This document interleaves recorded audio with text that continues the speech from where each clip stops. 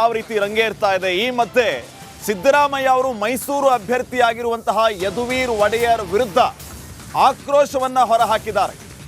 Sir, ರಾಜರು ಸ್ಪರ್ಧೆ ಮಾಡಿದ್ದಾರೆ ಅಂತ ಪ್ರಶ್ನೆ ಮಾಡಿದ್ದಕ್ಕೆ ಯಾವ ರಾಜ ಅಂತ ವ್ಯಂಗ್ಯವಾಡುವ ಮೂಲಕ ಮತ್ತೆ ಚರ್ಚೆಯಲ್ಲಿದ್ದಾರೆ ಸಿಎಂ ಸಿದ್ದರಾಮಯ್ಯ. ಲೋಕಸಭೆ ಅಖಾಡ ರಂಗೇರುವುದು ಸಹಜ, ಆದರೆ ಇದೇ ಸಂದರ್ಭದಲ್ಲಿ ಮೈಸೂರಿಗೆ ರಾಜ ನಿಂತಿದ್ದಾರೆ ಅನ್ನುವಂತಹ ಪ್ರಶ್ನೆಗೆ ಯಾವ ರಾಜ ಅಂತ ವ್ಯಂಗ್ಯವಾಡಿದ್ದಾರೆ.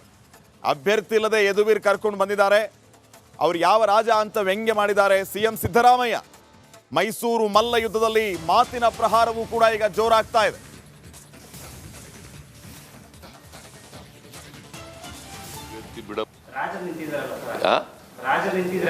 ಯಾರು ರಾಜ? ಯಾರು ರಾಜ? ಬಿಜೆಪಿ ಅಭ್ಯರ್ಥಿ ಬಿಡಪ್ಪ. ಈಗ ಯಾರು ರಾಜ? ಯಾರು ರಾಜ? ಬಿಜೆಪಿ ಅಭ್ಯರ್ಥಿ ಬಿಡಪ್ಪ. ಈಗ ಯಾರು ರಾಜ? ಯಾರು ರಾಜ? ಬಿಜೆಪಿ ಅಭ್ಯರ್ಥಿ ಬಿಡಪ್ಪ. ಈಗ ನೋಡಿ, ತಾವು ಗಮನಿಸ್ತಾ ಇದ್ರಿ ಸಿಎಂ ಸಿದ್ದರಾಮಯ್ಯ ಅವರು ಯಾವ ರೀತಿ ವ್ಯಂಗ್ಯ ಮಾಡ್ತಾ ಇದ್ರು ಅಂತ.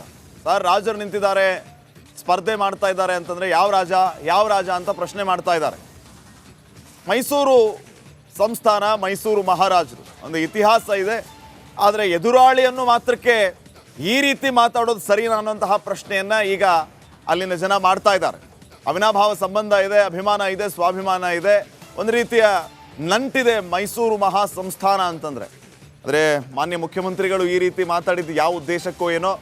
ಸದ್ಯಕ್ಕೆ ಇದೇ ವಿಚಾರ ಈಗ ಮೈಸೂರಿನಲ್ಲಿ ಚರ್ಚೆ ಆಗ್ತಾ ಇದೆ.